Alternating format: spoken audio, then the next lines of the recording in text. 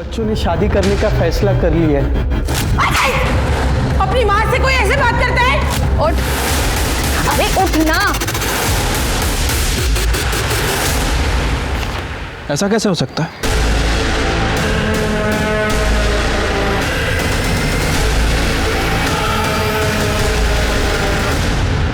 नमस्कार, आदाब।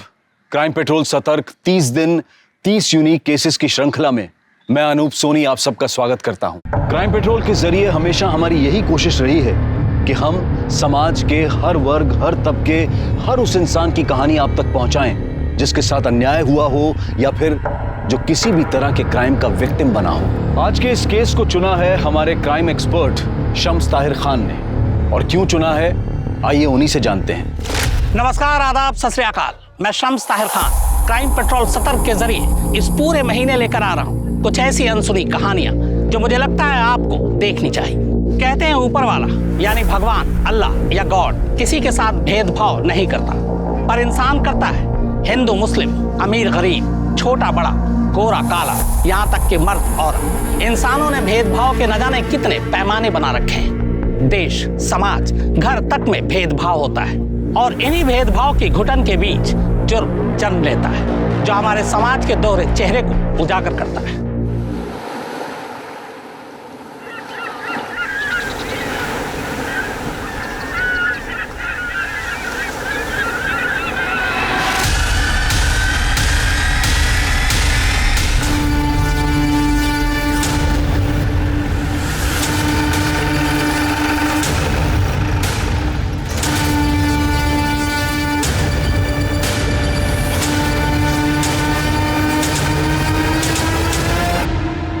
चेक करो।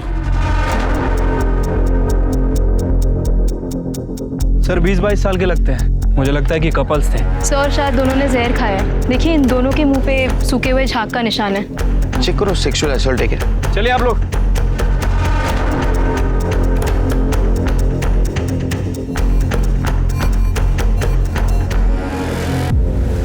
सर अंडरगारमेंट और प्राइवेट बॉडी पार्ट्स चेक किए। मरने से पहले लाश के साथ सेक्स हुआ है। सेक्स या रेप? सर एग्जैक्टली बता पाना मुश्किल है। ऐसे जगह अक्सर ये कपल्स ये सब कुछ करने आते हैं। मेकआउट हुआ होगा, बाद में सुसाइड कर लिया। क्या ऐसा भी हो सकता है सिर के? ये सुनसान जगह पे इसके साथ किसी ने रेप किया और सदमे में आके दोनों ने जान दी। लेकिन ये अभी बताना मुश्किल है। सर बॉडी चेक करो, कुछ मिलता है क्या देखो।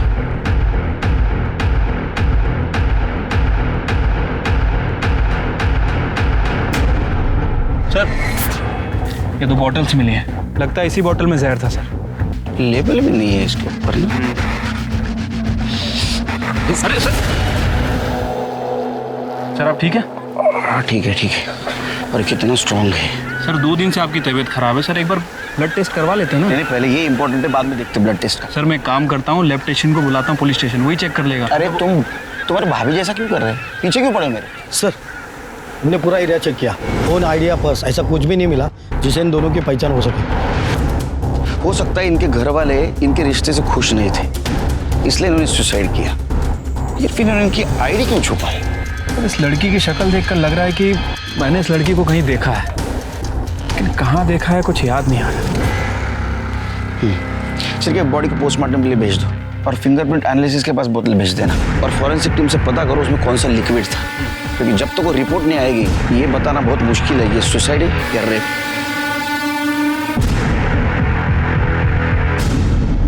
पुलिस को संदिग्ध हालत में मिले इस जोड़े की कहानी आखिर क्या थी?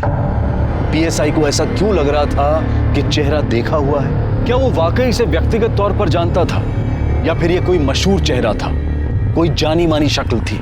पुलिस पूरी ईमानदारी के साथ इस केस को हल करने में जुट गई, बिना इस आभास के कि इस केस का सच कितना खतरनाक साबित होने वाला था।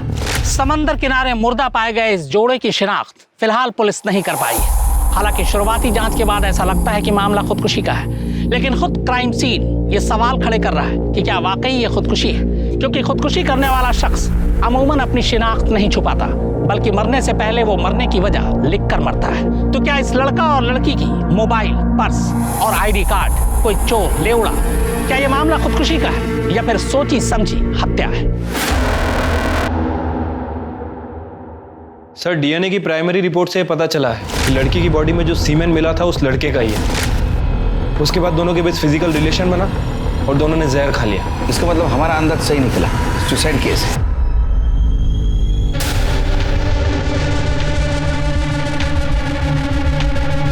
हेलो, दे दिया सैंपल ब्लड का। अभी खुश चिरके।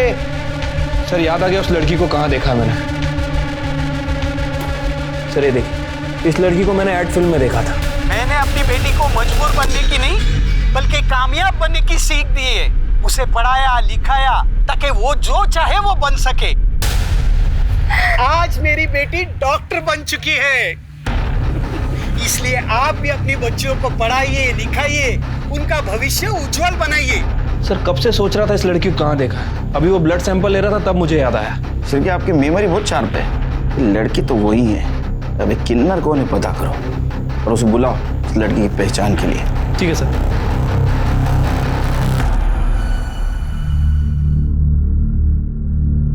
आइए। मैडम नमस्ते, मैं चंपा शिंदे। आप मेरे को इधर काहे को बुलाए?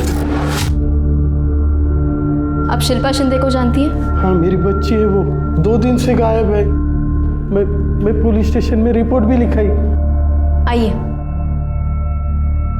दिखाइए। शिल्पा मेरी बच्ची। मैडम कैसे हुआ ये सब? कौन मारा इसे? अभी कुछ कह नहीं सकते। शिल्पा के साथ जिस लड़के की बॉडी मिली है, इन दोनों ने जहर खा के आत्महत्या की है। मेरी बेटी जहर नहीं खा सकती, वो कभी भी आत्महत्या नहीं कर सकती। दूसरी बॉडी दिखाइए।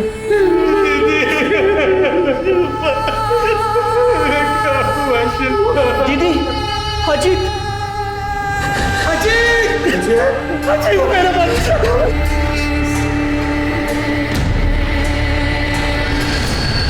साहब, मेरी बेटी शिल्पा ने आत्महत्या नहीं की है, उसे मारा गया है, मर्डर हुआ है उसका। देखो उसने जहर खाया था और बाकी सब रिपोर्ट खाया नहीं साहब, उसे खिलाया गया है।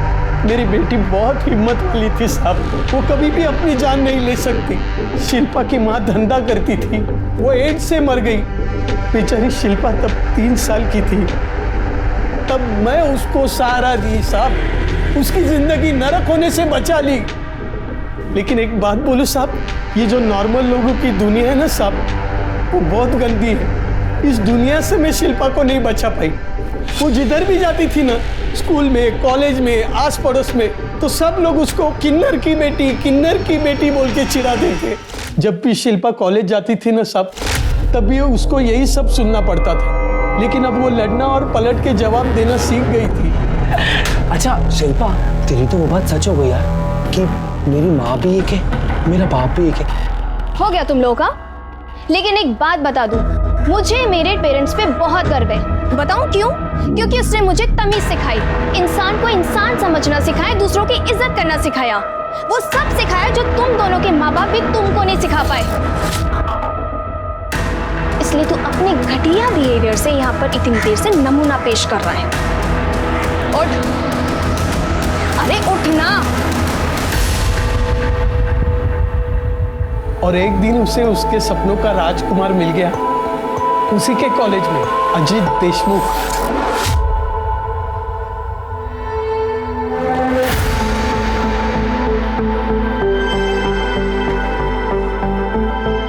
गाड़ी रोको, रुको। यही चाहते थे ना तुम? हाँ।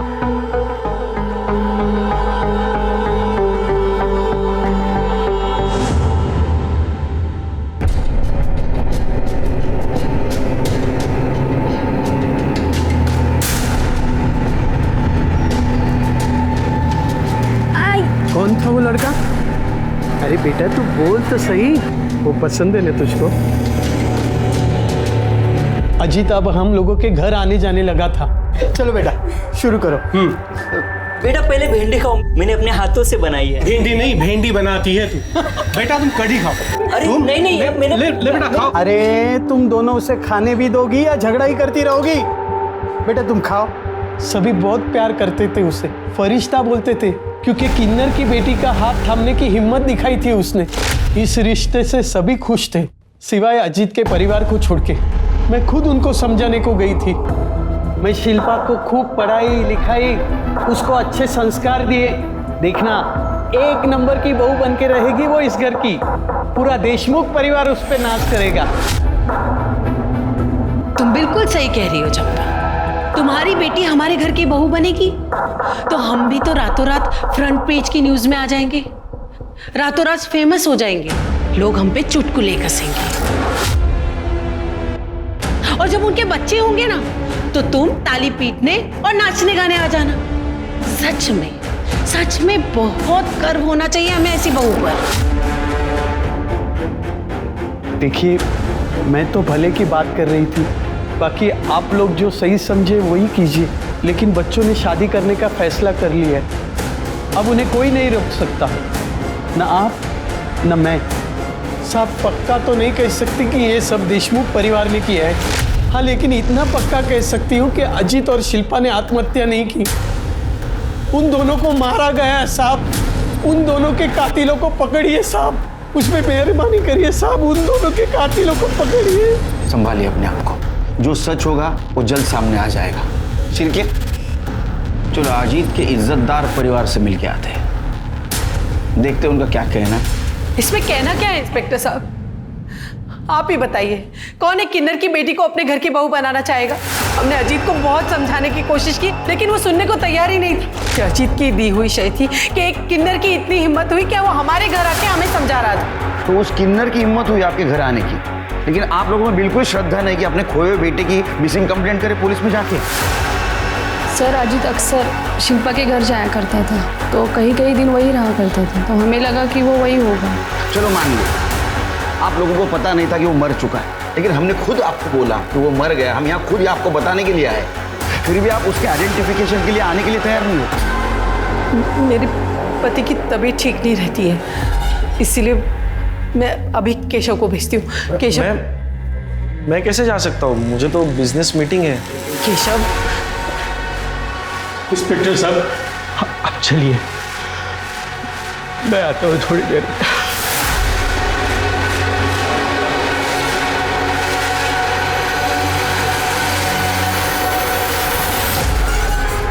सिर के काम करो, इन सब के मोबाइल नंबर ले लो और पता करो मर्डर के दिन क्राइम सीन पे कोई था क्या। ठीक है सर। जिसने हिंदुस्तान की हजारों लाखों माओं को एक सीख दी कि बेटी को बोझ नहीं मानते, उसे पढ़ाना लिखाना चाहिए, लेकिन वो आज खुद टूटकर पूरी तरह बिखर चुकी है। उसकी बेटी शिल्पा की संदिग्ध मौत ने उसे पूरी तरह झकझोर दिया है। सर, चंपा का ये कहना है कि शिल्पा और अजीत ने आत्महत्या नहीं की बल्कि उसका मर्डर हुआ है। इस बारे में आप क्या कहना चाहते हैं? कुछ बता नहीं सकते, तहकीकात जारी है। Sir, one more question sir. क्या चल रहा है? हाँ, हमें हमारा काम ही करने दो, आप जाइए घर पे। साहब, मैं नहीं बुलाई ये लोग को, हम लोग तो घर पे ही जा रहे थे। ये लोग कहाँ से आगे पता नहीं हमको। आई, घर चलना। जब से शिल्पा गायब हुई है तब से तूने कुछ खाया भी नहीं। ये कौन है? ये सूरज है, मेरे चाय का बाकड़ा संभालता है, मेरा बच्चा है वो। लेके जाओ इनको घर पे। जाओ तुम लोग भी जाओ, कुछ रहेगा तो बताएंगे हम। जाओ। सर, अजीत के पिता यशवंत देशमुख आए थे। उन्होंने ये बात कंफर्म की है कि शिल्पा के डेड बॉडी के साथ जिस लड़की की डेड बॉडी मिली है वो अजीत देशमुख की है। इतना अजीब परिवार मैंने आज तक नहीं देखा सर। जवान बेटे की मौत हो गई, लेकिन परिवार के किसी भी सदस्य के चेहरे पर सिकन तक नहीं आई सर। यहाँ तक कि अपने बेटे की बॉडी तक देखने नहीं आए। अरे वो किन्नर के बेटी के साथ शादी करने वाला था ना, हो सकता है इस वजह से पूरा परिवार उससे नाराज हो। सर, अजीत और शिल्पा की मर्डर की वजह भी हो सकती है ये। हाँ, लेकिन मर्डर हुआ तो हाँ, अभी तक तो सुसाइड लग रहा है।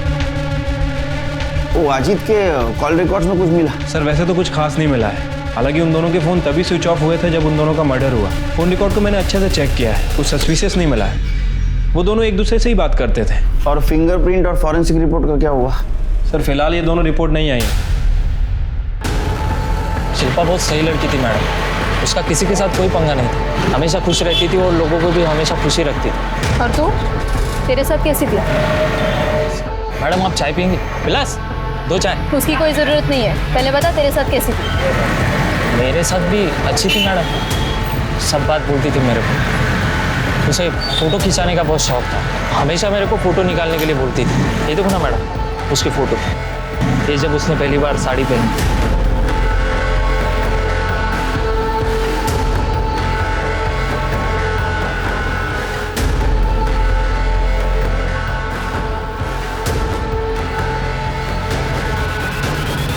साहब।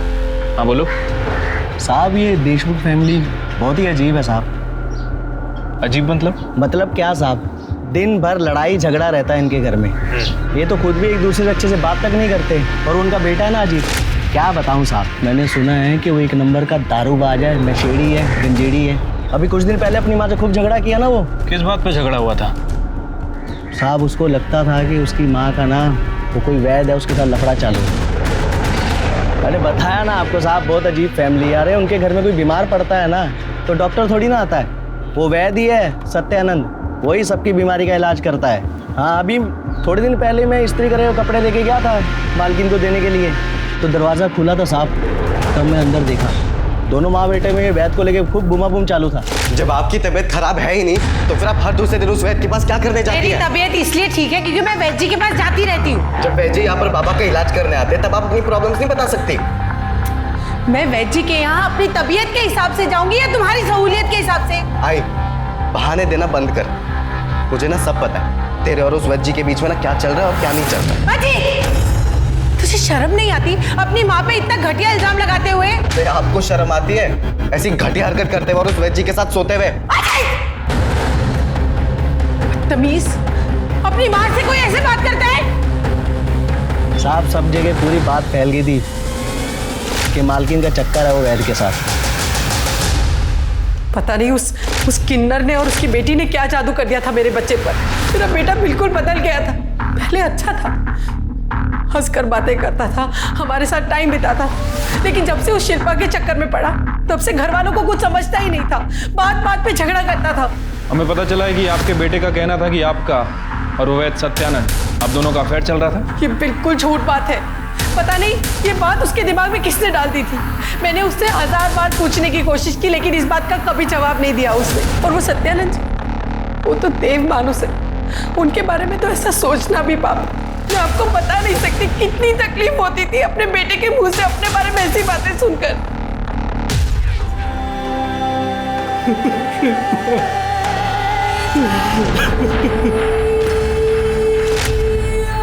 आई काकी, बिना मेकअप के भी तो बाहर जाया जा सकता है ना, पर आप लोग ये वाली बात कहाँ समझोगे? ए पूरी, ये क्या तू आप लोग लगा रखी है?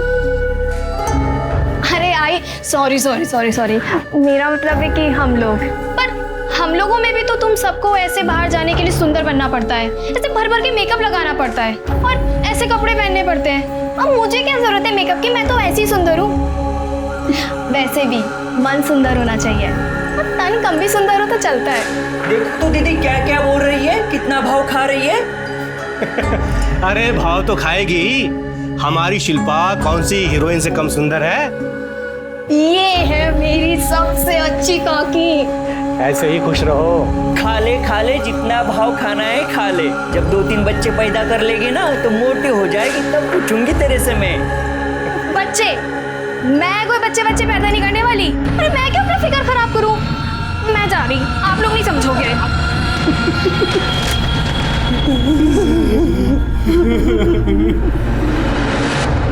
दामिनी, अगर अजीत के घर वाले और उस धोबी की माने तो अजीत एक नंबर का अय्याश लड़का था, शराब पीता था, ड्रग्स लेता था, अपनी माँ के चरित्र पर ही शक करता था। जबकि चंपा और बाकी लोगों की माने तो अजीत एक नंबर का परफेक्ट लड़का था। समझ नहीं आ रहा आखिर इस अजीत की सच्चाई क्या है। सो ये भी तो हो सकता है कि इन लोगों में से कोई अजीत के बारे में झूठ बोल रहा हो। मैडम ये पीएम रिपोर्ट। सर, इस डिटेल पोस्टमार्टम रिपोर्ट से ये बात कंफर्म हो रही है कि शिल्पा के साथ मर्डर से पहले रेप हुआ है।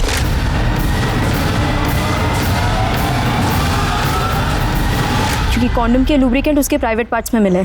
मतलब अजीत ने शिल्पा के साथ 2 बार सेक्स किया, एक बार कॉन्डम के साथ और दूसरी बार बिना कॉन्डम के। क्योंकि पहली पीएम रिपोर्ट में शिल्पा की बॉडी में जो सीमेन मिला था वो अजीत के डीएनए से मैच करता है। या फिर अजीत के अलावा कोई ऐसा है जिसने शिल्पा के साथ रेप किया। फिंगरप्रिंट रिपोर्ट दिखाना। ऐसा कैसे हो सकता है? बॉटल पर किसी के भी फिंगरप्रिंट नहीं। मतलब बॉटल से फिंगरप्रिंट हटाए गए। और ऐसा तभी हो सकता है जब उन्होंने जहर पिया ना हो, बल्कि उन्हें जबरदस्ती पिला दिया गया हो। इसका मतलब दामिनी ये सुसाइड केस नहीं है, बल्कि मर्डर केस है, डबल मर्डर केस।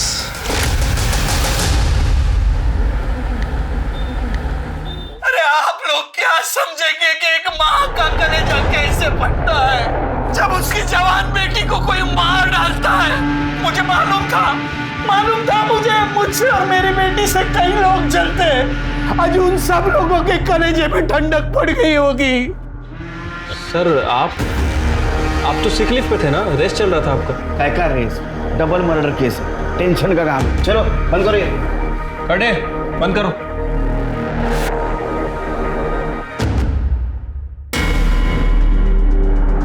मर्डर ने सबसे बड़ी गलती ये की कि जबरदस्ती जहर पिलाने के बाद बोतल से अपने उंगलियों के निशान मिटा दिए। क्या ऐसा तो नहीं कि 21 फरवरी को अजीत और शिल्पा दोनों 8 से 9 के बीच मिले, उनमें फिजिकल रिलेशन डेवलप हुआ और उस वक्त वहां कोई आया, या तो पहले से वहां कोई मौजूद था, या तो प्लानिंग से, या तो रैंडमली।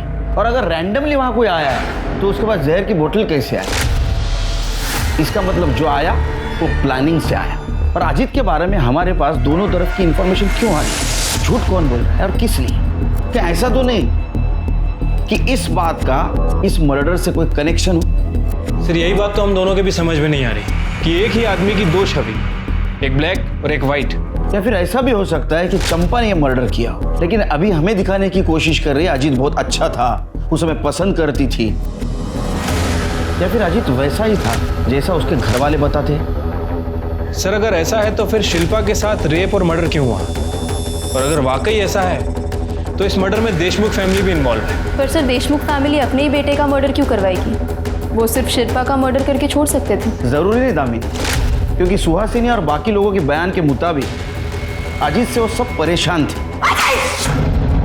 ऐसा भी तो हो सकता है कि दोनों कांटे एक साथ निकाले हो, या ऐसा भी हो सकता है कि एक तरफा प्यार का मामला हो सकता है सर। चंपा का मुंह बोला बेटा सूरज, मैंने उससे पूछताछ की थी। जिस तरह से वो शिल्पा के बारे में बात कर रहा था, उसके फोन में अपनी फोटोज नहीं शिल्पा की फोटोज थी। उसके बात करने के तरीके से तो यही लग रहा था कि उसे शिल्पा पसंद थी। तो तुम्हारा कहना ऐसा है कि वो साइलेंट लवर सूरज, उसके पास मर्डर का मोटिव था? Yes sir. हो सकता है शिल्पा से बदला लेने के लिए उसने उसका रेप किया। उसके बारे में इंफॉर्मेशन निकालो, आगे पीछे कौन है जरा पता करो, और मर्डर के दिन वो कहाँ था ये भी पता करो। Yes sir. दामिनी 4 चम्मच शक्कर वाली चाय बोलना। अरे सर आपका शुगर वैसे ही थी तो चुप बैठ, मुझे कुछ नहीं हुआ। जब तक मैं शक्कर वाली चाय पीता नहीं मेरा दिमाग नहीं चलता है, समझा ना? 4 चम्मच शक्कर वाली चाय।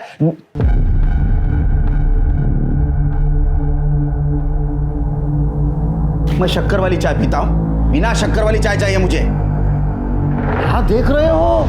जाओ।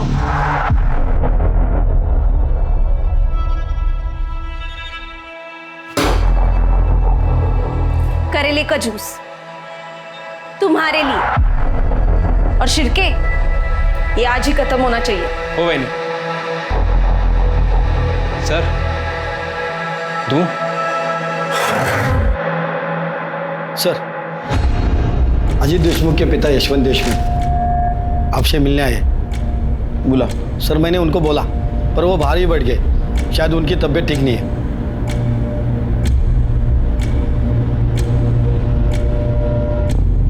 कैसे आप? इंस्पेक्टर साहब, मैं पूछने आया हूँ मेरे अजीत को किसने मारा? हम पता लगाने की कोशिश कर रहे हैं, जल्दी पता चल जाए। जल्दी पता लगाइए। मैं जानना चाहता हूँ मेरे इतने शरीफ बेटे को किसने मारा और क्यों? शरीफ, आप लोगों का तो कहना था कि वो अय्याश था। उसे कोई बुरी आदत नहीं थी, ईमानदार था, नेक था, सबकी इज्जत, सबकी इज्जत। हॉस्पिटल संभालो। मेरी बेटी का कातिल चैन से नहीं जी पाएगा, नहीं जी पाएगा वो शिल्पा। एकदम हीरोइन लग रही है तो किसी की नजर ना लगे मेरे बेटी को। सही कहा आपने, शिल्पा के पास फेस के साथ साथ एक्टिंग का टैलेंट भी है। अगर ये चाहे तो इंडस्ट्री पे राज कर सकती है। अरे नहीं रे बाबा नहीं, हम लोग को जाने का ही नहीं है उधर। सब भेड़िए तुम लोग के धंधे में, मेरे को सब मालूम है। आज मेरी बेटी डॉक्टर बन चुकी है, इसलिए आप भी अपनी बच्चियों को पढ़ाइए लिखाइए, उनका भविष्य उज्जवल बनाइए। जब उनका भविष्य उज्जवल बनेगा तो वो आगे बढ़ेगी और साथ साथ हमारा देश भी आगे बढ़ेगा।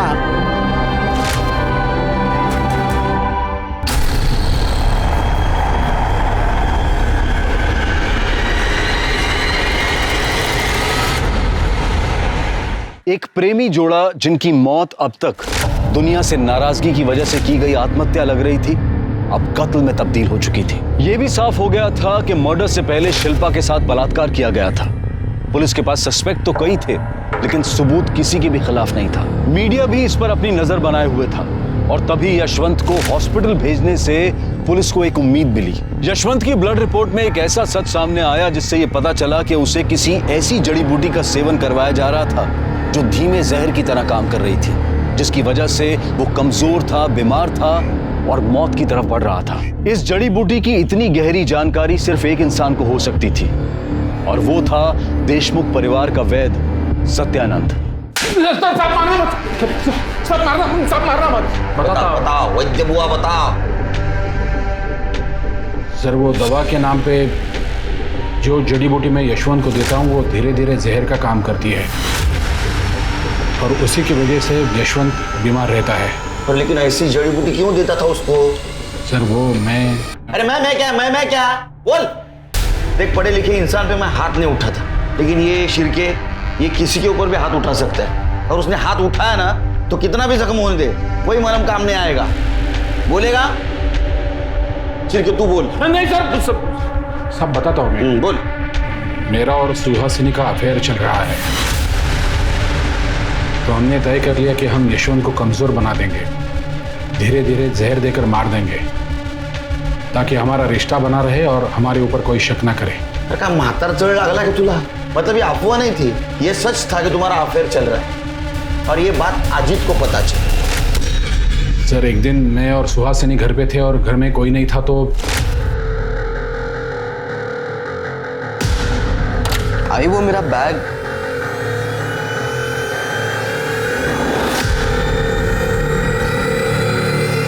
अजीत और सुहासिनी के बहुत झगड़े होते थे, लेकिन सुहासिनी हमेशा यही कहती थी कि मेरे और उसके बीच में कुछ नहीं है। झूठी बातें फैलाकर वो। अच्छा तो अजीत को अय्याश साबित करके तुम्हारा फायदा नहीं हुआ, इसलिए यशवंत की तरह उसको भी तूने जहर दे दिया।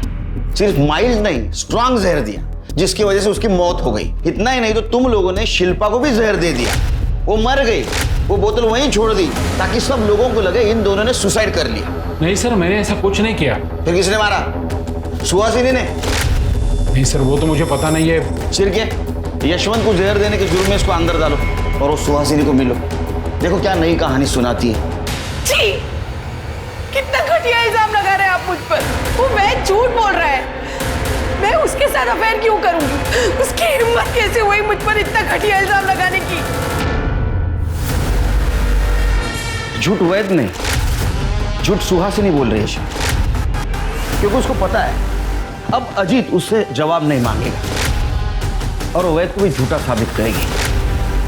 इस मर्डर में वैद ने उसकी मदद नहीं की तो किसी ने तो की होगी और उसकी फीस भी उसे देनी पड़ी होगी। एक काम करो, उसका अकाउंट चेक करो और देखो 21 फरवरी से पहले उसके अकाउंट से कुछ पैसे निकाले गए क्या।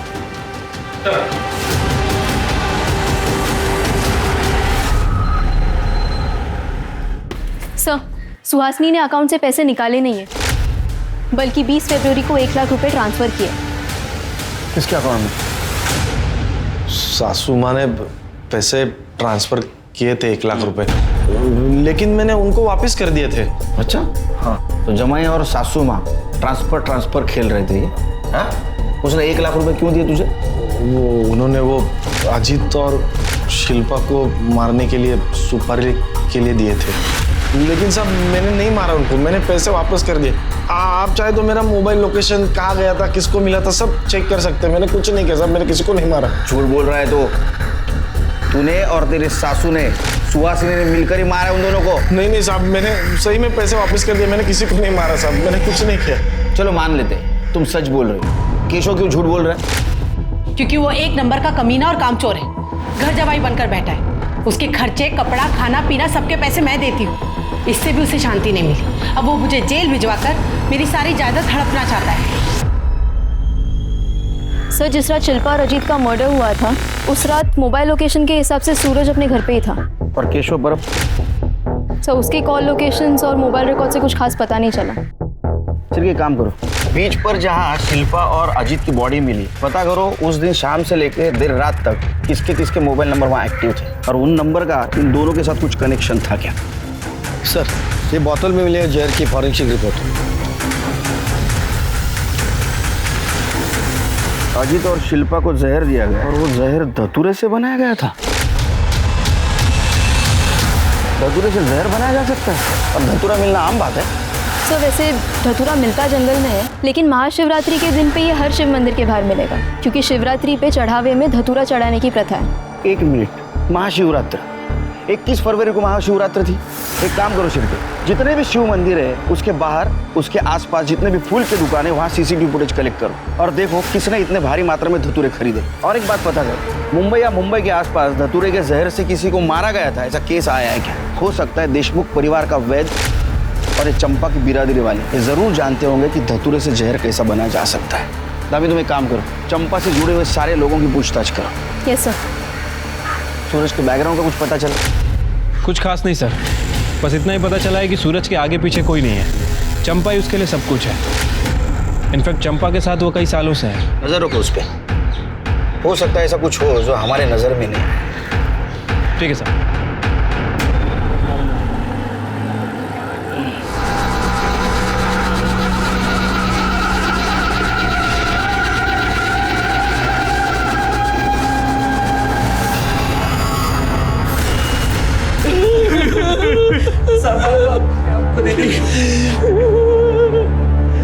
मार डाला, मेरे दोनों बच्चों को मार डाला। एक माँ की चीख पुकार है जिसने अपने 2 बच्चे एक के बाद एक खो दिए। अगर पुलिस शिल्पा और अजीत के कातिल को ढूंढ निकालती तो क्या सूरज जिंदा होता? क्या सूरज की हत्या को भी इसी कड़ी की साजिश माने? कैसे पुलिस की लापरवाही समझे? आखिर पुलिस कर क्या रही है? ये एक माँ की चीख पुकार है जिसने एक एक कर अपने दोनों बच्चों को खो दिया। पुलिस अगर शिल्पा और अजीत के कातिल को ढूंढ निकालती तो क्या पता सूरज जिंदा होता। क्या सूरज की मौत इस कड़ी का कोई हिस्सा है या फिर सूरज शिल्पा और अजीत के कातिल को जान चुका था और इसीलिए उसकी जान चली गई? पुलिस की नजर में सूरज इस मर्डर में सस्पेक्ट था, फिर उसकी मौत पुलिस की कार्रवाई पर भी सवाल या निशान लगाती है कि आखिर पुलिस कर क्या रही है। पुलिस ये सोचकर हैरान थी कि क्या चंपा की बिरादरी में भी कोई ऐसा था जो इस रिश्ते के खिलाफ था। इस जानकारी को हासिल करने के लिए पुलिस ने खबरियों का जाल बिछाया और जो खबर सामने आई वो हैरान कर देने वाली थी। ठीक से बैठो।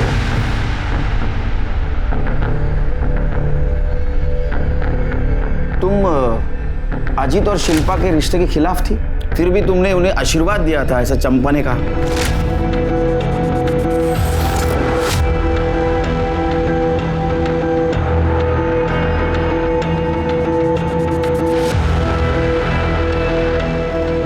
इसे हमारा आशीर्वाद समझ के पी जाओ। हमारी दुआओं से तुम फर्श से अर्श तक पहुंच जाओगे, जीवन में बहुत तरक्की करोगे, बहुत बड़ा नाम होगा तुम्हारा और हमारी बिरादरी तुम्हारे साथ होगी। लो पी लो।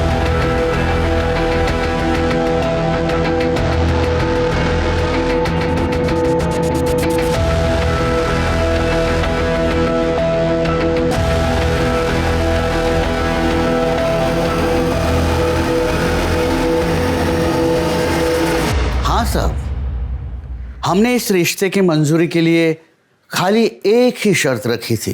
कौन सी शर्त? शर्त यह है कि शिल्पा और अजीत उनका पहला लड़का हमें सौंपेंगे और फिर हम उस बच्चे को किन्नर बनाएंगे और हमारी बिरादरी में शामिल कर देंगे। ये कैसी शर्त है? हम ऐसी कोई शर्त पर नहीं मानने वाले आपकी। और आपने ऐसे सोच भी कैसे लिया कि हमारा बच्चा? कब? चंपा, समझा इसे, वरना हम तुझे बिरादरी से निकाल देंगे। और बिरादरी से बाहर होना क्या होता है ये अच्छी तरह से जानती हो तुम। हाँ साहब, राजा रानी ने शर्त रखी थी, लेकिन ये बात मैं आपको कैसे बताती, क्योंकि ये हमारे बिरादरी की बात थी ना, और मैं बिरादरी से अलग थोड़ी हूँ। हमारी बिरादरी में राजा रानी सबसे बड़े होते हैं, उनकी बात कोई नहीं टाल सकता। तो भला मैं कैसे इनकार कर सकती थी? तो बिरादरी से बाहर होने के डर से तुमने अजीत और शिल्पा दोनों को रास्ते से हटा दिया, मार दिया उन्हें ना? वाह साहब वाह, मैं किन्नर हूं ये बात आप नहीं भूले, लेकिन मैं एक मां भी हूं ये बात आप भूल गए। शिल्पा की हालत मैं समझ सकती थी, क्योंकि उसकी तकलीफ मेरी तकलीफ थी। मैं सिर्फ उसकी सुरक्षा और भविष्य के लिए उसे मनाना चाहती थी, लेकिन ये हो न सका साहब। मेरे मनाने से पहले ही मेरी बच्ची मुझसे दूर चली गई साहब, मुझसे दूर चली गई। खाली चंपा दीदी ही नहीं, हम सब भी शिल्पा को समझाने की बहुत कोशिश कर रहे थे, क्योंकि वो हम सब की बेटी थी। पर चंपा के बार बार एक ही बात बोलने से एक दिन शिल्पा चंपा पे सॉलिड भड़क गई साहब। शिल्पा, मैंने तुम्हें पाल पोस के इतना बड़ा किया, क्या तुम मेरे लिए इतना भी नहीं कर सकती बेटा? इसी दिन के लिए पाला था मुझे कि एक दिन अपनी किन्नरों की बिरादरी बढ़ाने के लिए मेरे बच्चे की बलि चढ़ाओगी। आई, तूने पाल पोस के बड़ा किया, लेकिन ये याद रख कि मेरे वजह से तुझे इतना नाम मिला। एक्ट फिल्म करती है ना, 36 जगह इंटरव्यू देती है जाके, तो उसी टीवी पे जाके बोलना कि अपनी बेटी का बच्चा छीनकर उसे किडनैप बनाना चाहती है। फिर देख क्या होता है तेरे नाम और तेरी शौहरत के साथ। सर, मैंने 21 फरवरी की सारी सीसीटीवी फुटेजेस चेक की है। सर ये देखिए, वर्तक नगर के शिव मंदिर के बाहर के सीसीटीवी फुटेज में क्या मिला। दामिनी, तुमने 2 दिन पहले एक पेपर कटिंग फाइल में लगाई थी, उसको लेके आओ। सही देखिए,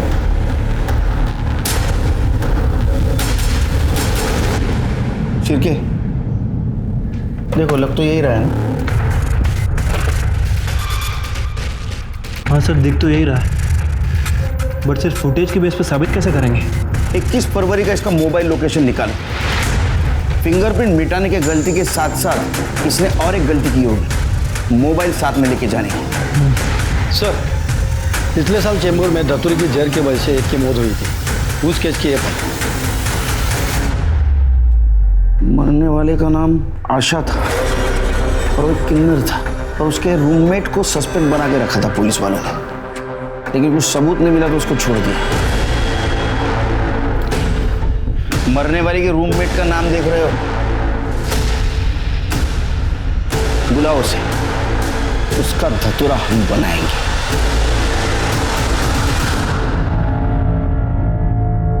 अरे क्या साहब, आप खाली फुकट मेरे को तकलीफ दे रहे हो। अरे मैंने कुछ नहीं की, माना कि आशा धतूरे का जहर खा के मर गई, वो मेरे साथ रहती थी ना, तो इसीलिए चेंबूर पुलिस मेरे को उठा के ले गई। पर साहब मैंने कुछ नहीं की थी, इसलिए वो लोग मेरे को छोड़ दिए। मतलब कल को कोई धतूरे का बीज खा के मरेगा तो आप लोग मेरे को उठाओगे, मेरे को फंसाओगे। बहुत लॉजिकल बात कर रही है ये ना, लेकिन हमारे पास एक नहीं बहुत सारे सबूत हैं, वो भी लॉजिक के साथ। नंबर 1, वर्तक नगर में जो शिव मंदिर है उसके बाहर का सीसीटीवी फुटेज। चिरकी दिखाओ जरा।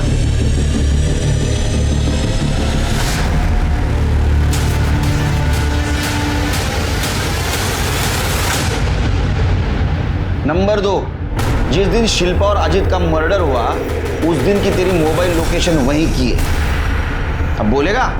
कर दे। चल 4 नंबर तो बांब हो गया। सर मैं सब सच बताती, मेरे को मालूम था शिल्पा और अजीत गुपचुप किधर मिलते हैं। मैं गई उधर, मैंने मदद ली और दोनों को मार दिया। किसकी मदद ली?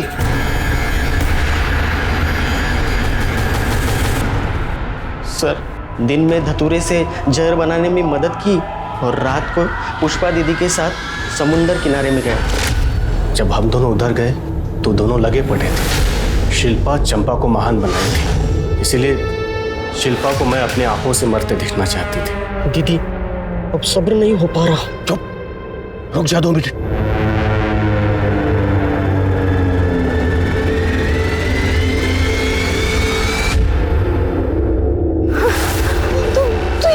मेरे को चंपा से बहुत जलन होती थी।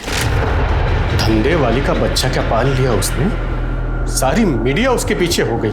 मैं सोचती थी अच्छा अब तूने बच्ची पाली है ना तो लगन करके दिखा, पर शिल्पा को अजीत जैसा भला मानुस मिल गया।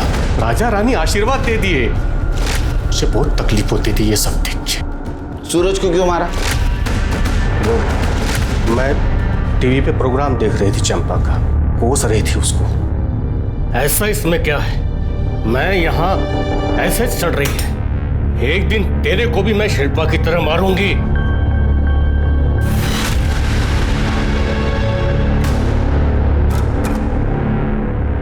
तू मारी ना मेरी शिल्पा को, तुझे छोड़ूंगा नहीं मैं, जान से मार दूंगा तुझे, जान से मार दूंगा मैं तुझे। इसके पहले वो मुझे मारता और फिर उसकी बॉडी को गोनी में भर के सुबह सुबह सोसाइटी के कचरे के पास फेंक दिया। शिर्के, पुष्पा के ऊपर सूरज, अजीत और शिल्पा के मर्डर का चार्ज लगा, और विलास इसके ऊपर मर्डर और शिल्पा का रेप इसका चार्ज लगा। चंपा ने एक किन्नर होने के बावजूद जिंदगी जीने का अपना एक अलग तरीका बनाया। नाच गाकर नहीं बल्कि मेहनत से रोजी रोटी कमाई। एक अनाथ लड़की को माँ का प्यार दिया। चंपा और शिल्पा ने अपनी पहचान बनाने के लिए दुनिया से लड़ाई लड़ी। इस लड़ाई ने उन्हें शोहरत और नाम दोनों बख्शा, यहाँ तक कि लोगों को सोचने पर मजबूर कर दिया एक समुदाय की परेशानी के बारे में। मगर यही शोहरत उनकी दुश्मन बन बैठी। उसकी अपनी साथी पुष्पा ने उनकी जिंदगी उजाड़ दी। अगर नफरत को पालने की बजाय प्यार को जगह दें तो इंसानियत भी बची रहेगी और इंसान भी। देखते हैं हमारे आज के एपिसोड की दूसरी कहानी।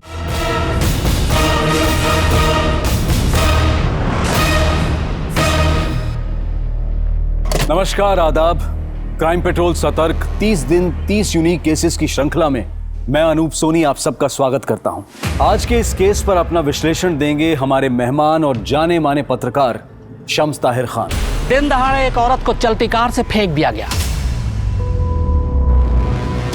ऐसी खबरें सुनकर अक्सर कई लोग ये सोचते हैं कि शायद मामला कार चोरी का हो। कुछ ये कहकर दिलासा दे देते हैं कि चलो कम से कम औरत की जान तो बच गई। मगर कई केस में ऐसा होता है कि जो बाहर से दिखता है वो अंदर नहीं होता। आज के केस में जुर्म की ये वो कहानी है जिसमें एक विक्टिम को पूरी साजिश के तहत मार दिया जाता है। ये केस इतना चुनौतीपूर्ण है कि गुरुग्राम पुलिस को सुलझाना वाकई किसी चुनौती से कम नहीं। अरे नहीं मैडम, मेकअप नहीं, फेशियल और मैनिक्योर भी करवाना है। एक रिक्वेस्ट है, 40 मिनट में हो जाएगा सर? हाँ हो जाएगा। So sweet of you, thank you. Pragya, तुम्हारे लेक्चर लेने से पहले सब कुछ हो जाएगा, मैंने बात कर ली है। राजीव क्यों परेशान हो रहे हो, मैं बाद में करवा लूंगी ना ये सब। देखो तुम्हारी हर एक जरूरत का ख्याल है मुझे। अब ज्यादा बहस मत करो, जाओ जल्दी जाओ। मैम प्लीज आइए मैम। ओके आइए।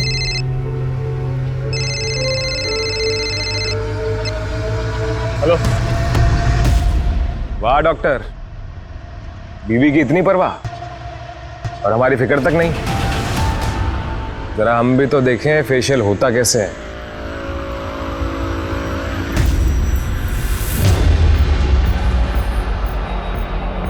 दीपक प्लीज देख प्रज्ञा का मूड मत खराब कर रहा है, ठीक है? कल तक मैं सब कुछ ठीक कर दूंगा, बस आज का टाइम दे दे मुझे। टाइम ही तो नहीं है तेरे पास डॉक्टर।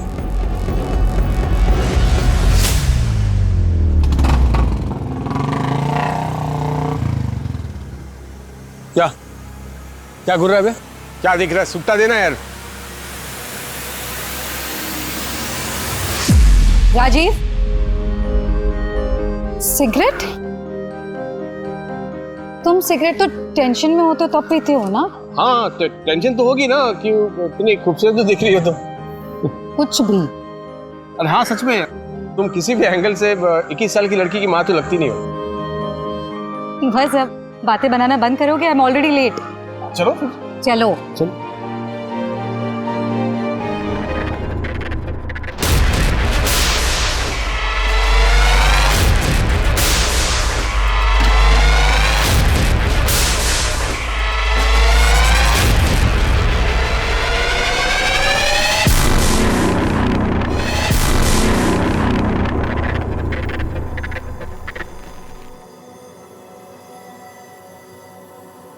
राजीव, हाँ कहाँ हो? अरे ये हाँ हाँ डैडी ने सरप्राइज हॉलिडे प्लान किया है, वो भी आपकी फेवरेट जगह मनाली। क्या?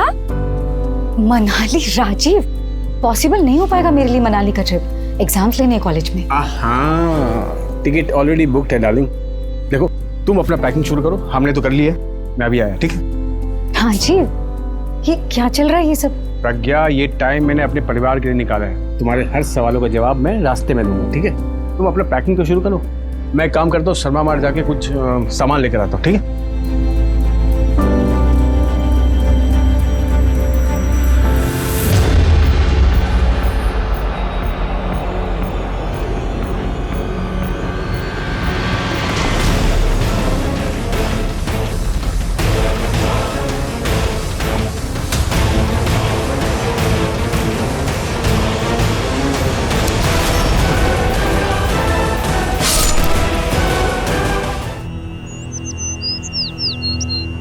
सर, मेरा नाम प्रज्ञा सैनी है।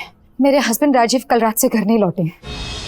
सर, शर्मा मार्ट बोल कर निकले थे, उसके बाद बहुत बार फोन ट्राई किया लेकिन फोन बंद आ रहा है। और हम सब कल मनाली जाने वाले थे, फिर अचानक से कहाँ चले जाएंगे?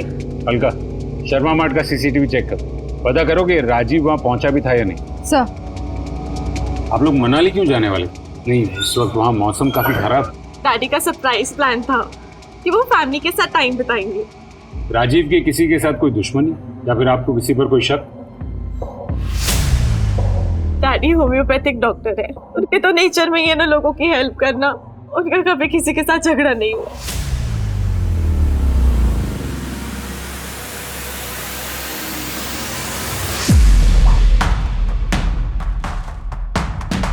ये रहे डॉक्टर साहब, मैंने कहा था ना, सामान लिया और चले गए।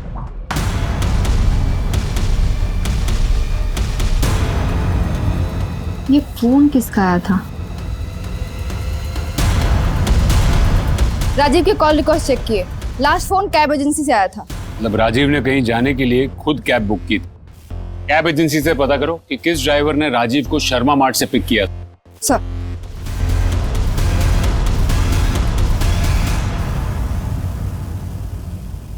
कैब ड्राइवर मिलने के बाद ही पता चलेगा कि उसने राजीव को कहाँ ड्रॉप किया है। और अगर आपको कोई आइडिया हो कि वो कहाँ जा सकते हैं? इतनी रात में अपना क्लिनिक भी ओपन नहीं करते वो। क्लिनिक कहाँ है उनका? आर्य समाज रोड पर। लेकिन हाँ, अगर क्लिनिक ओपन करते तो रिसेप्शनिस्ट बता देती। रिसेप्शनिस्ट? क्या नाम है उसका? मंजूषा।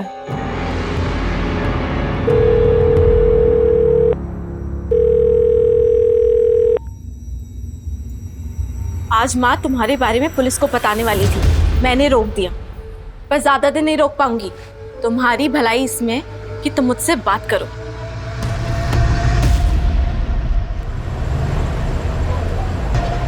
सर, आखिरी बार डॉक्टर 4 तारीख को ही आए थे और कुछ परेशान से लग रहे थे। Good morning sir.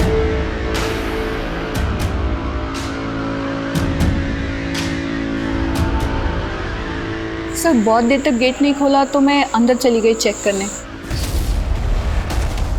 पर वहां पे डॉक्टर साहब तो कुछ और ही। सर, क्या है? बिना परमिशन के अंदर कैसे आ गए तुम? हाँ, गेट आउट। सर, बीवी और बेटी तो राजीव की अच्छाई का गुण गा रही हैं और उनकी रिसेप्शन तो कुछ अलग ही कहानी बोल रही। 4 तारीख को राजीव की जिंदगी में ऐसा कुछ हुआ जिससे वो काफी डर चुका होगा। तो मनाली कोई हॉलिडे नहीं, अपने परिवार को शहर से बाहर ले जाने का एक बहाना था बस। और सर, प्रज्ञा ने कहा कि ब्यूटी पार्लर से आने के बाद से राजीव का मूड ऑफ था। 40 मिनट तक राजीव पार्लर के बाहर था। पता करो कि उस पार्लर के आसपास 40 मिनटों में राजीव के साथ हुआ क्या। और हाँ, उसका क्लिनिक भी अच्छे से चेक करो, आखिर वो इस हालत में अपने कैबिन में कर क्या रहा था। जी सर।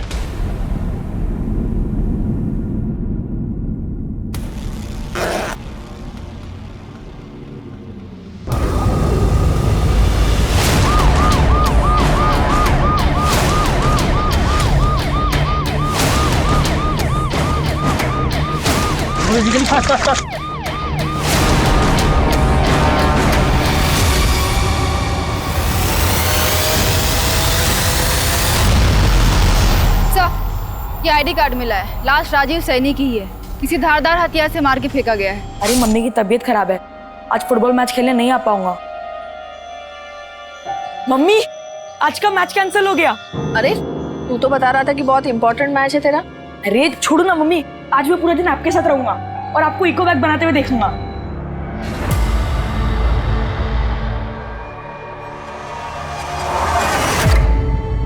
राजीव, राजीव, राजीव, राजीव।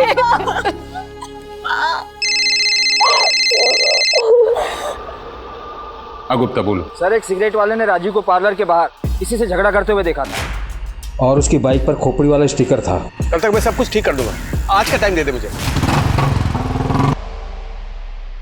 एक मिनट प्रज्ञा जी, आप उस दिन जब पार्लर गई थी आपने किसी को राजीव के साथ झगड़ते हुए देखा था?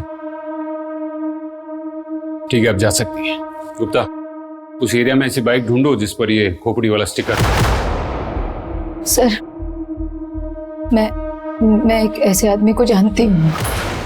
कौन है वो? दीपक गुप्ता नाम है उसका, मेरी बेटी पल्लवी का पति। ये बेटी की शादी हो चुकी है, पर ये तो सर, दीपक का मन भर गया था पल्लवी से और पल्लवी से पीछा छुड़ाने की कोशिश करने लगा। पल्लवी ऐसा नहीं चाहती थी, इसलिए पल्लवी की खुशी के लिए राजीव दीपक को कन्विंस करने लगे, उसे मनाने की बहुत कोशिशें की, लेकिन दीपक बहुत साइको है, उसे में उसका खुद पर काबू नहीं रहता। किसी भी इंसान का अहंकार उसकी सबसे बड़ी कमजोरी होती है।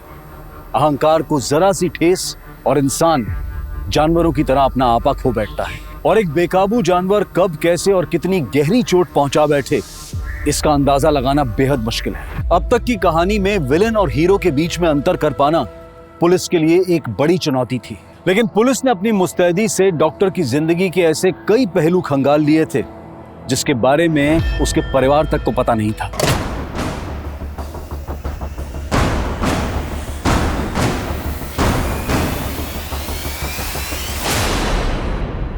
लगता है भाग गया ही। दीपक की फोटो सारे पुलिस स्टेशन में भेज दो।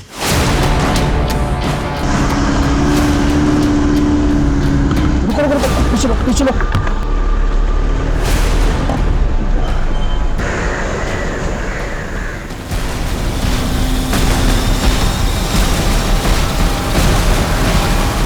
उस शॉप वाले ने काली बाइक पर ऐसी खोपड़ी का स्टिकर है, ऐसे ही बताया था ना?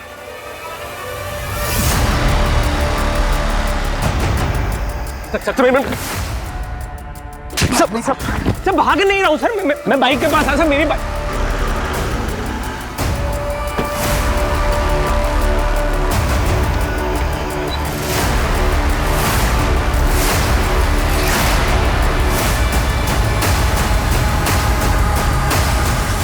अपनी पत्नी से पीछा छुड़ाने के लिए तूने उसके बाप को ही मार दिया। पल्लवी ने कहा ना आपसे, झूठी है सर एक नंबर की। जिस दिन राजीव की मौत हुई थी उस दिन तू झगड़ा करने गया था ना उसके साथ? सर झगड़ने नहीं, समझाने गया था कि पीछा छुड़ाओ मेरा अपनी बेटी से, तंग आ गया हूं।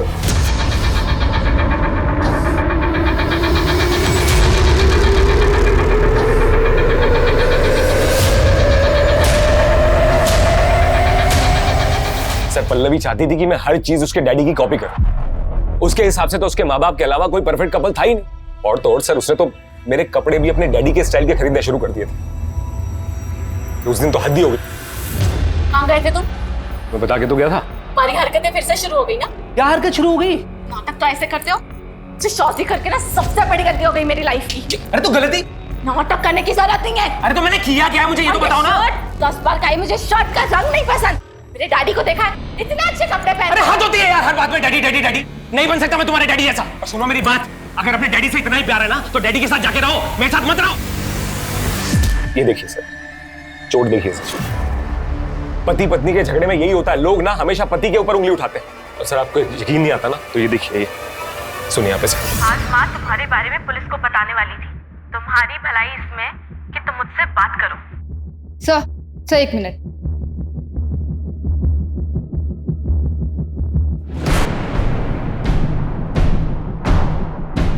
सर इसमें मगरमच्छ के दांत, गेंडे की सींग और सांप की खाल और सर पता नहीं क्या क्या है। ये ऐसी चीजें रखना तो इलीगल है। लेकिन सर ये सारी चीजें उसने कहीं ना कहीं से तो खरीदी होगी। ऐसे इलीगल चीजें बेचने वाले खतरनाक ही होते।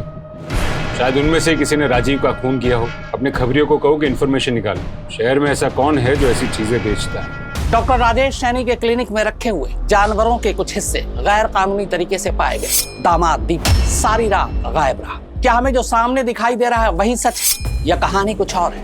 सवाल बहुत सारे हैं। पुलिस अभी तक सिर्फ ऊपरी हिस्से को ही छिल पाई।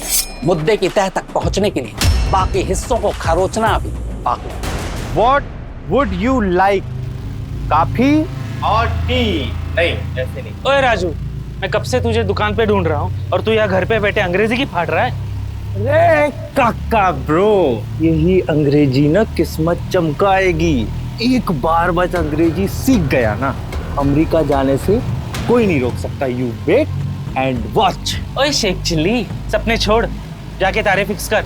अभी से मेहनत करेगा ना तो 50-60 साल में आराम से पहुंच जाएगा।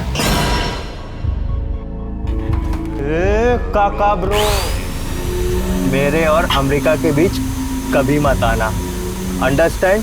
4 लाख की बात है ना, कमा लूंगा। हिलना मत, घुस जाएगा। ये ऐसे निशान कैसे? ये बहुत पुराने हैं, कम से कम 3-4 हफ्ते पुराने।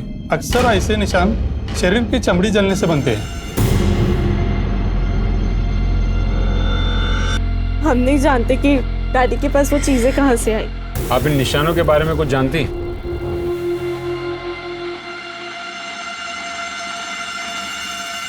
इन चीजों के बारे में मुझे कभी कुछ नहीं बताया। बताया तो बहुत कुछ नहीं था आप लोगों से।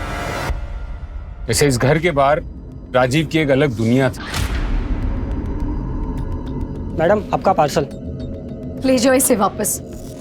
नहीं चाहिए ये अब। जिसके लिए मंगवाया था ये इस दुनिया में नहीं रहे। डैडी के फोन में दिक्कत आने लगी थी और उनकी क्लिनिक भी अच्छे से नहीं चल रही थी, तो उन्होंने नया फोन ही नहीं खरीदा। माँ और मैंने डिसाइड किया था कि हम उनको नया फोन गिफ्ट करेंगे, पर हमें क्या पता था कि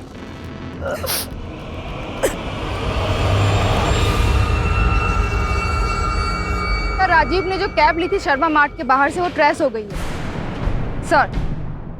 4 तारीख की रात को शर्मा मार्ट के बाहर से तुमने इसे पिक किया था?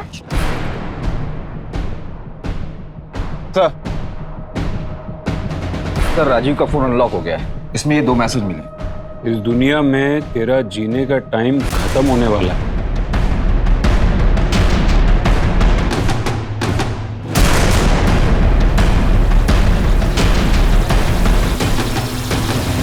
मैडम उसको उस दिन इधर ही उतारा था, फिर वो सीधा उस तरफ चला गया।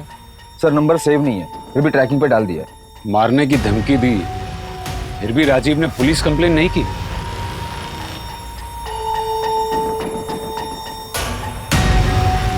इसको जानते हो? ये तो राजीव भाई है। हाँ जानता हूँ सर। राजीव बहुत अच्छे इंसान, पहले सिर्फ जान पहचान थी मेरी उनके साथ, पर एक बार मेरा एक्सीडेंट हो गया था तो वो खुद मुझे हॉस्पिटल लेके गए थे। उनके मुझ पर बहुत एहसान थे, इसीलिए तो मैं उनकी मदद कर रहा था। कैसी मदद? सर उनको 4 कार चाहिए थे, इसीलिए 4 तारीख को सारे डॉक्यूमेंट्स लेकर मेरे पास आए थे। कह रहे थे 6 महीने के लिए बाहर जा रहा हूँ, इसलिए सारी फॉर्मेलिटीज आज ही पूरी करनी होंगी। उसने तुमसे 6 महीने कहा? हाँ मुझसे तो यही कहा। रॉनी ये तुम्हारे लिए। क्या है मम्मी? फुटबॉल। सच्ची? ये तो मुझे कब से चाहिए था। बेटी की शादी खतरे में थी, क्लिनिक भी सही चल नहीं रहा, फिर भी 4-4 गाड़ियां लेनी थी। क्यों? पापा ने भेजा है? नहीं, वो पवन जी है ना जो हमसे हमेशा बैग खरीदते हैं, उन्होंने भेजा है तुम्हारे लिए। इतने अच्छे अंकल है मम्मी, मैं संतुल लेके जाके खेलूं? जाओ।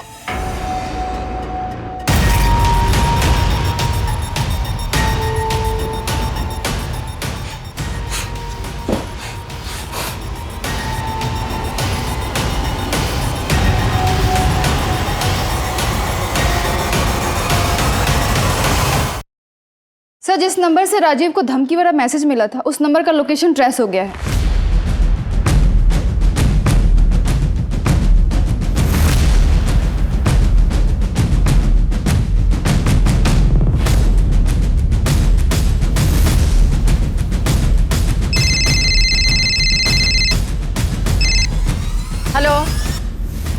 मैडम जी राजीव सैनी को जानती हैं आप? राजीव सैनी डॉक्टर साहब, उनके घर तो मैं झाड़ू पोछा करती हूँ।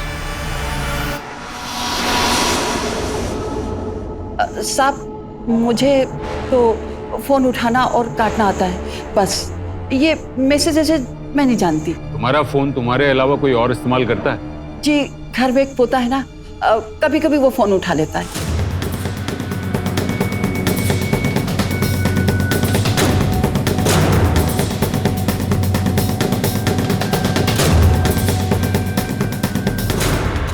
पकड़ो पकड़ो, कहाँ गया?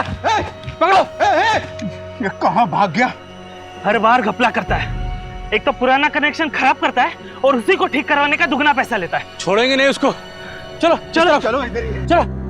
अरे साहब, दादी को कुछ याद थोड़ी रहता है, वो तो कुछ भी बड़बड़ाती रहती है। अरे गुप्ता ये किसको लेके आए? ये बेचारा तो मासूम है। क्या कर रहा था? थाने में बैठ के होशियारी। फोन में क्या कर रहा था? Video delete.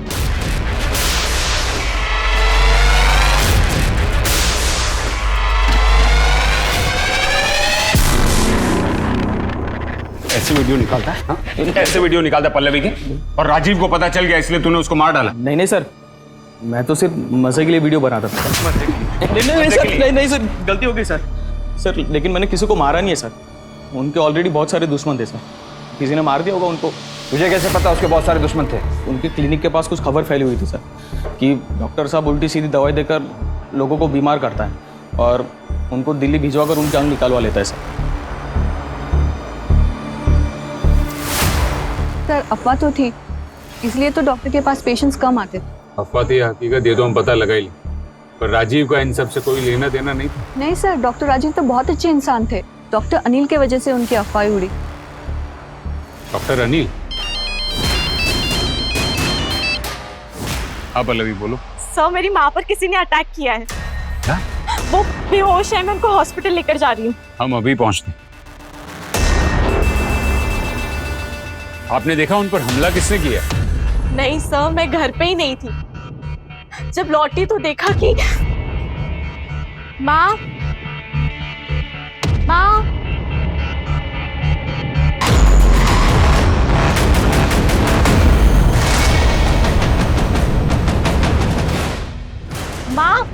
कौन है ये लोग?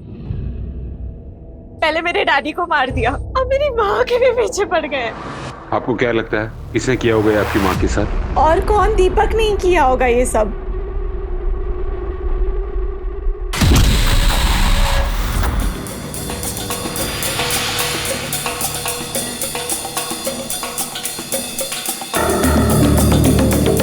दीपक घर पे है? नहीं है सर। तुम स्टूडेंट हो दीपक के? हाँ सर। हाँ सर। 4 तारीख को इंडस्ट्रियल ट्रिप पर दीपक के साथ गए थे तुम लोग? हाँ सर, हम दोनों गए थे। क्या उस दिन दीपक पूरे दिन तुम लोगों के साथ था? हाँ, पर सर रात में कहीं चले गए थे।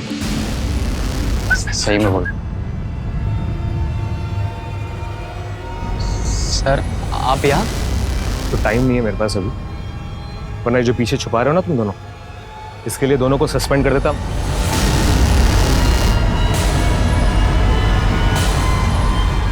वाला परफ्यूम था उनके हाथ में। बॉटल से लग रहा था कि वो लेडीज परफ्यूम है। पता नहीं सर किससे मिलने गए थे। पहला ऑर्डर तो 2 दिन में ही बिक गया। मार्केट में बहुत डिमांड है आपके इको फ्रेंडली बैग्स की। थैंक यू सो मच पवन जी, आप मुझे बहुत ज्यादा हेल्प कर रहे हैं।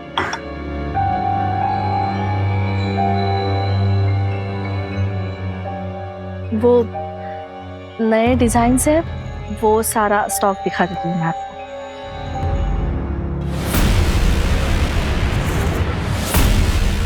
रोनी, रोनी क्या कर रहा है तू?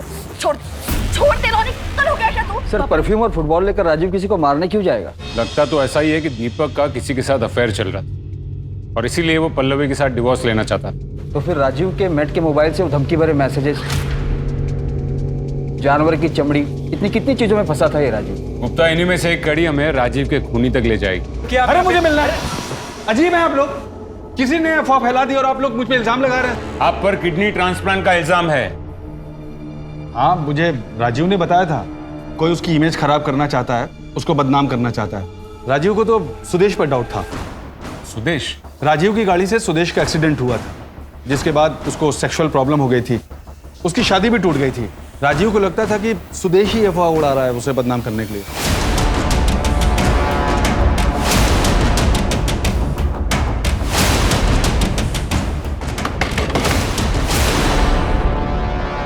जी, राजीव ने आपकी जिंदगी बचाई या फिर राजीव की वजह से आपकी जिंदगी बर्बाद हो गई? बर्बाद तो हुई थी, मगर राजीव ही अपनी गलती सुधारने के लिए मेरा इलाज कर रहे थे। टीना,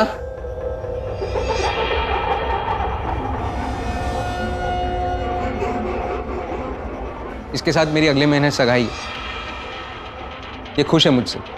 साहब, आप मेरा यकीन कीजिए, ना तो मेरे पास राजीव को मारने के लिए कोई वजह थी, ना ही मैंने उन्हें मारा है। हेलो सर, दीपक के घर से हमें एक हथियार मिला है।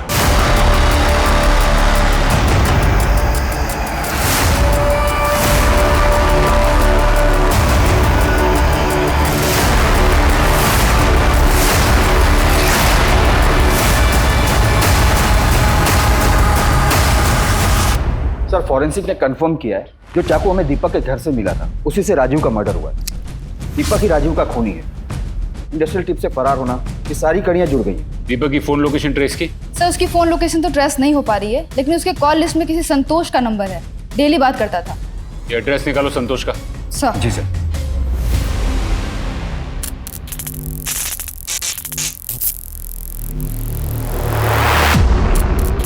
राजू, तुझे कितनी बार मना किया, तू फिर शुरू हो गया।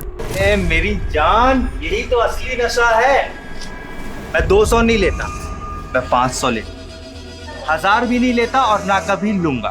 मुझे तो पावर पसंद है और असली पावर मुझे तुझसे मिलती है।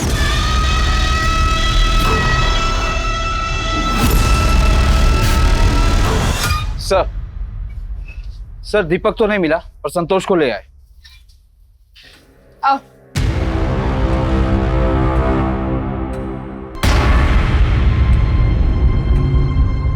दीपक को कैसे जानती हैं आप? एक दोस्त की पार्टी में मिला था, तब से जानती हूँ। दीपक पर अपने ही ससुर को मारने का इल्जाम, और उसके कॉल रिकॉर्ड्स देखकर हमें यह पता चला है कि वो तुमसे बहुत करीब। क्या चल रहा था तुम दोनों के बीच?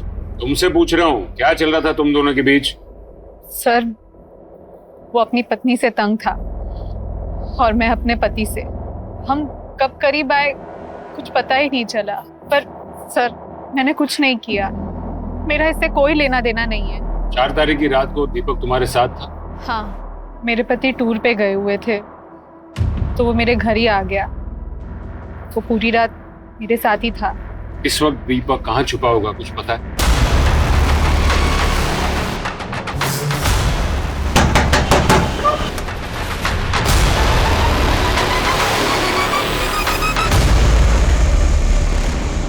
बहुत छुपन छुपाई खेल।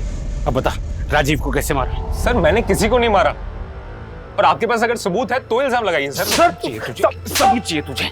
हमारे पास सबूत ही सबूत है। जिस हथियार से खून हुआ वो तेरे घर से बरामद हुआ। प्रज्ञा ने भी स्टेटमेंट दिया है कि तूने उसके ऊपर जानलेवा हमला किया। इतने में ना तेरी उम्र कैद पक्की। सब झूठ बोल रही है वो। मुझे पल्लवी ने घर बुलाया और जब मैं घर गया तो वहां कोई था ही नहीं। तू रिश्ते सेटल करने गया था या फिर राजीव के परिवार को ठिकाने लगाने? अब तुझे संतोष में नया परिवार जो मिल गया, और वो भी हमारी कस्टडी में। संतोष ने तेरे बारे में सब कुछ उगल दिया है। संतोष पुलिस स्टेशन? तेरा खेल खत्म दीपक, अब सच बोल दे। सर, सच बात यह है कि सर, पल्लवी संतोष से जलती है, और जब उसे संतोष के बारे में पता चला तो सर उसने बस्ती में रहने वाले लड़कों को उसे परेशान करने के लिए भेजा। सर, मैंने कुछ नहीं किया, सब फंसा रहे हैं मुझे। ये ऐसे नहीं मानेगा, इसकी जम के कुटाई करो, फिर उगलेगा सब कुछ। साहब, मैं सच बोल रहा हूँ साहब, मैंने कुछ नहीं किया। मैं सही बोल रहा हूँ साहब, मैंने सच में कुछ नहीं किया। वो झूठ बोल रही है साहब। मर्डर वेपन मिलने से केस सुलझने की बजाय और उलझता नजर आ रहा है। पल्लवी गुप्ता, एक बेटी जो अब तक एक अबला नारी थी, क्या वो भी इस साजिश में शामिल है अपने पति को फंसाने के लिए? इस केस को देखकर ऐसा लगता है कि पुलिस को एक बार पल्लवी से सख्ती से पूछताछ करनी चाहिए, ताकि दूध का दूध और पानी का पानी हो सके। सर, दीपक तो बेकसूर ऐसी बात की रट लगा कर रखा है, जबकि सारे सबूत उसके खिलाफ। सवाल भी बहुत है गुप्ता। राजीव उन जानवर के पार्ट्स का करता क्या? उसके शरीर पर वो निशान कैसे है? ये सब उसकी मौत के साथ जुड़े हुए। दीपक संतोष के घर था, मतलब उसने खून नहीं किया। सर, संतोष के घर के आसपास की सीसीटीवी को चेक करवाता हूँ। देखते शायद कुछ मिल जाए। सर सर बचा लीजिए मुझे सर प्लीज। तुम तो सुदेश के घर पे थी ना? इसके साथ मेरी अगले महीने सगाई है। हाँ सर, लेकिन सर मैं उसकी कोई गर्लफ्रेंड या फियांसी नहीं हूँ। मेरी उससे कोई शादी भी नहीं होने वाली थी सर। वो तो मुझे मुंबई से पैसे देकर लाया था मेरे साथ अय्याशी करने के लिए सर। और सर उससे कुछ होता भी नहीं है सर, अल्लाह है पूरा सर। क्या? हाँ सर, और जब मुझे उसकी इस बात पर हंसी आई तो उसने मुझे बहुत मारा सर। मैं बहुत मुश्किल से यहाँ भाग कर आई हूँ सर, मुझे बचा लो।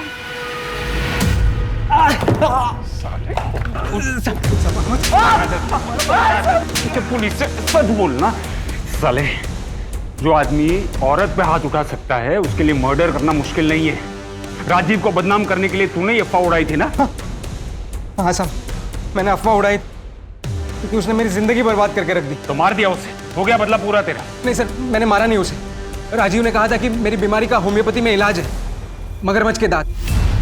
अगर वो मरता नहीं साहब तो शायद आज मैं ठीक हो जाता। तो वो सब सामान राजीव तेरे लिए मंगवाता था?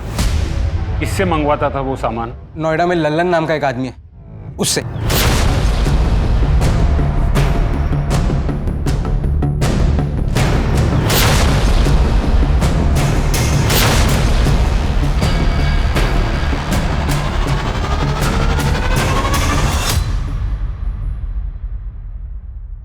रॉनी, आज के बाद तुम्हें किसी भी चीज की जरूरत हो तो तुम सीधे आके मुझे बोलो। सर आपको तो पता ही है लीगल काम से पैसा कहाँ बनता है, इसीलिए तो इनलीगल करना पड़ता है सर। वैसे भी जानवरों की बहुत डिमांड है मार्केट में। तू राजीव को कब से जानता था और वो ये सब तेरे से कब से खरीदता था? सब राजीव जी से तो पुराना कनेक्शन है अपना। वो अपनी गर्लफ्रेंड के साथ आते थे कभी कभी मेरे फार्म हाउस में रुकने के लिए रात में। गर्लफ्रेंड? तू जानता है उसकी गर्लफ्रेंड को? हाँ सर, मंजू नाम है उसका। बहुत समय से उसको मिला नहीं हूँ, देखा नहीं हूँ, लेकिन हुलिया तो बता ही सकता हूँ। प्रज्ञा जी, 15 साल पहले राजीव का किसी मंजू नाम की औरत से अफेयर था, क्या आप जानती है उसे? जी, राजीव से जब मैं मिली थी तब उनका डिवोर्स हो चुका था और फिर मैंने उनके पास्ट के बारे में जानना जरूरी नहीं समझा। मतलब राजीव की और आपकी दूसरी शादी हुई थी? पल्लवी मेरी ही बेटी है, लेकिन राजीव से वो अपने सगे बाप जैसा ही प्यार करती है। और क्या क्या जानता है राजीव के बारे में? ज्यादा नहीं साहब, लेकिन वो आदमी परेशान था। मैंने उससे पूछा कि कुछ उसको भी वैसी वाली दवाई चाहिए क्या? बोला नहीं नहीं, मैं तो अपना इलाज वो इलेक्ट्रिशियन से करवा रहा हूँ। इलेक्ट्रिशियन? इलेक्ट्रिशियन से कैसा इलाज? मुझे क्या मालूम साहब, करवा रहे होंगे। सर एक मिनट।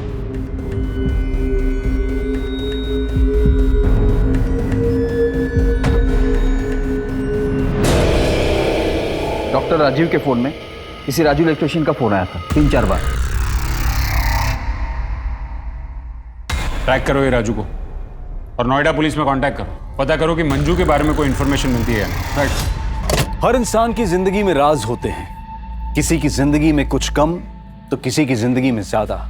और ये राज होते ही ऐसे हैं जो जब तक अंधेरे की गहराई में छिपे रहें तब तक सब कुछ ठीक है, लेकिन अगर किसी को इसकी भनक लग जाए तो ये लावे की तरह फट पड़ता है और फिर कई जिंदगियां इस राज में राख की तरह खाक हो जाती हैं। और ऐसे ही एक राज का लावा डॉक्टर की मौत से फट गया, जिसने उसकी जिंदगी की ऐसी परतें खोल दी जिन्हें समेट पाना पुलिस के लिए एक बहुत बड़ी चुनौती बन गया। कई लोग उसे ढूंढ रहे हैं मैडम।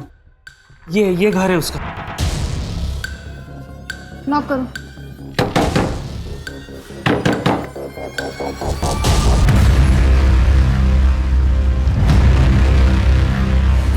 सर कई लोग खुन्नस खा के बैठे थे इस राजू से।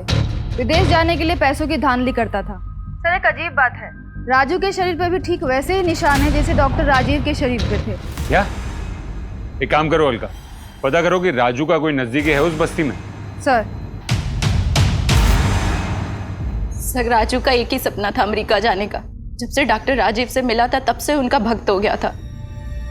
राजू तुझे अमेरिका जाना है, ठीक है, मैं तेरी मदद करूंगा।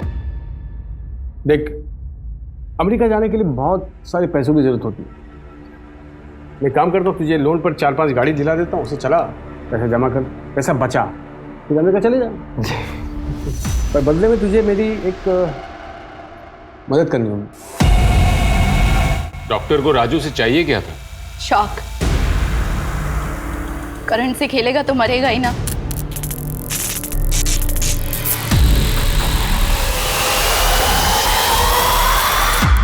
डॉक्टर राजीव का मानना था कि ऐसे बिजली के झटकों से बदन चुस्त तंदुरुस्त रहता है। मतलब डॉक्टर राजीव के शरीर पर जो निशान थे वो इलेक्ट्रिसिटी के थे? सर राजीव अपने क्लिनिक में भी यही कर रहा था, कपड़े उतार के, जब मंजूषा ने उसे देखा था। सर क्या है? मेरे राजू को भी उसने आदत लगा दी थी। डॉक्टर राजीव के मरने के बाद उसका अमेरिका जाने का सपना टूट गया था, इसीलिए वो टेंशन में खुद को दिन में 3-4 बार झटके देता था।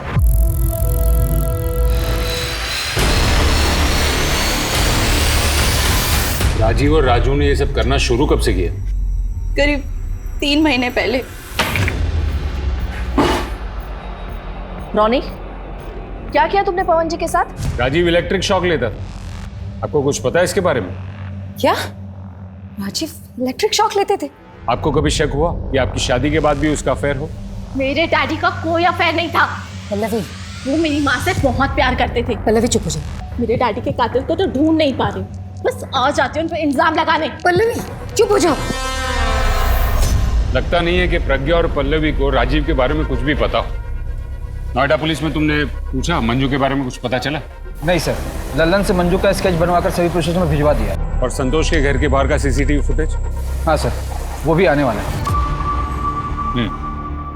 सर, ये एक सीसीटीवी फुटेज मिला है संतोष के घर के बाहर का।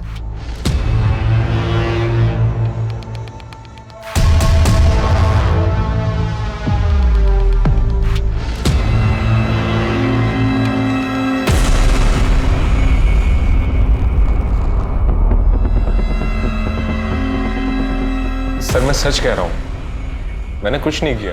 जानता हूं, सीसीटीवी फुटेज देखा मैंने। जिस वक्त राजीव का मर्डर हुआ था उस वक्त तू संतोष के घर जाते हुए दिखा था। तुमने उस दिन कहा था कि कुछ लोग संतोष को धमका रहे हैं, उन्हें देखोगे तो पहचान पाओगे। हाँ सर।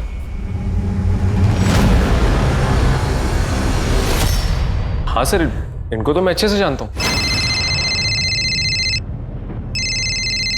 आपने जो फोटो भेजी थी उससे मिलती जुलती एक औरत और उसका बेटा आया था 2 दिन पहले थाने, लेकिन उनका नाम मंजू नहीं सुनिंदा है। गुड न्यूज है पल्लवी, तुम्हारे डैडी के हथियारों का पता चल चुका है।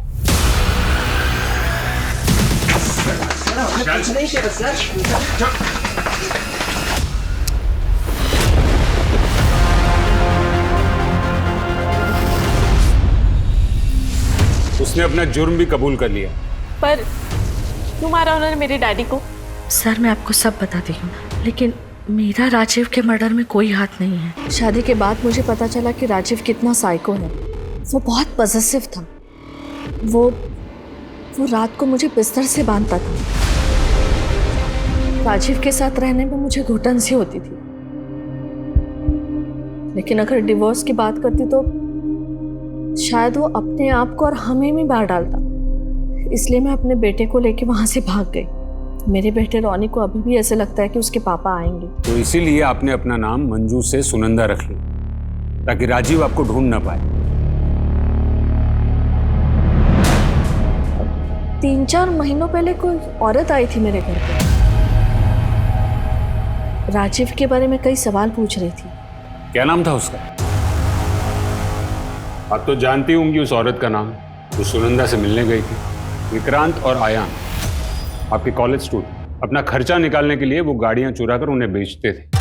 एक दिन पकड़े गए, आपने उन्हें बचा लिया, जेल नहीं जाने दिया, ताकि आप बाद में उनका इस्तेमाल कर सकें। ये क्या बोल रहे हो आप लोग? मेरी माँ स्कूल की प्रिंसिपल है, वो ऐसा ये सब कुछ नहीं कर सकती। आपकी माँ को आपके पति दीपक के अफेयर के बारे में पता था, और इसीलिए उन्होंने विक्रांत और आयान से कहकर संतोष को धमकी दिलवाई। शर्म लाना चाहते तेरी आंखों में। और उसकी गाड़ी लेकर चले गए, और वो वही गाड़ी थी जो आपके डैडी के खून में इस्तेमाल हुई।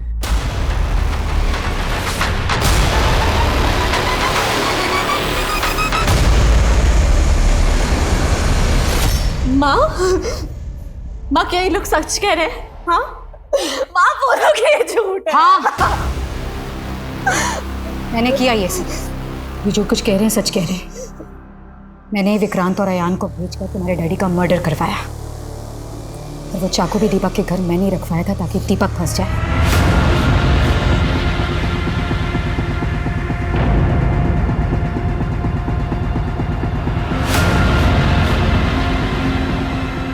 क्योंकि ऐसे मर्द यही डिजर्व करते हैं।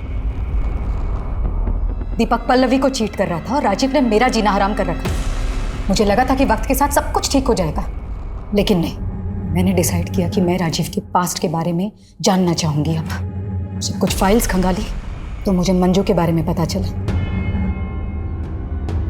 मंजू से मुलाकात करने के बाद मुझे यह रियलाइज हुआ कि राजीव कभी नहीं बदलने वाला। उससे पीछा छुड़ाना आसान नहीं था। मैं उससे दूर रहने लगी तो वो और पॉसेसिव हो गया। हर वक्त मुझे इम्प्रेस करने की कोशिश करता, कभी पार्लर ले जाता तो कभी मूवी देखने। लेकिन मैंने अपना मन बना लिया था। राजीव हम लोगों को मनाली इसलिए ले जाने वाला था क्योंकि उसे ये लगा कि दिन भर अगर हम लोग के साथ रहेगा तो मैं मान जाऊंगी।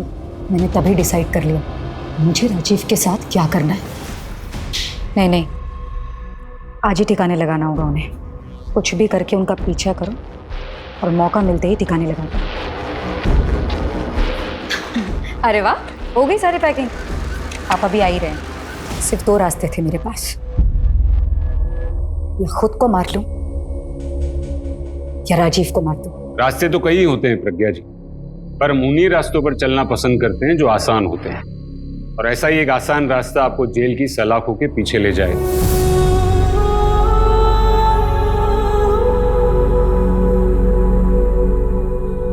आजादी की लड़ाई में हिंदुस्तान की मिसाल पूरी दुनिया में दी जाती है। गांधी जी के आदर्शों को स्कूल और कॉलेज में पढ़ाया जाता है, मगर फिर ऐसा क्या है कि हम गांधी जी के आदर्शों को भूलकर हिंसा का रास्ता अपना लेते हैं। अपराधी चाहे कितना भी शातिर हो, एक न एक दिन वो पकड़ा जरूर जाता है। एक बड़े कॉलेज की प्रिंसिपल होने के बावजूद प्रज्ञा सैनी ने कानून का दरवाजा नहीं खटखटाया, बल्कि जिस साजिश के तहत उसने अपने पति को मरवाया, अगर उसी प्लानिंग के तहत वो पुलिस के पास जाती तो शायद इस केस का अंजाम कुछ और होता, खुद उसके लिए भी और उसकी बेटी के लिए भी। डर महसूस करना या पीड़ित होना जायज हो सकता है, लेकिन कानून को अपने हाथ में लेना कहीं से सही नहीं ठहराया जा सकता। आज वो जेल की चारदीवारी के पीछे बैठी यही सोच रही होगी कि काश उसने ये रास्ता न चुना होता। अगर आपको भी जिंदगी में कभी कोई आसान रास्ता मिले तो चलने से पहले सोच लीजिएगा कि कहीं ये रास्ता कानून के खिलाफ तो नहीं जाता। अब मैं अनूप सोनी आपसे विदा लेता हूं। फिर मुलाकात होगी क्राइम पेट्रोल सतर्क में एक और नए केस के साथ और उस पर हमारे एक्सपर्ट के विश्लेषण के साथ। जय हिंद। इस तरह के और भी एपिसोड देखने के लिए हमारे चैनल को सब्सक्राइब करें और बेल आइकन दबाना ना भूलें।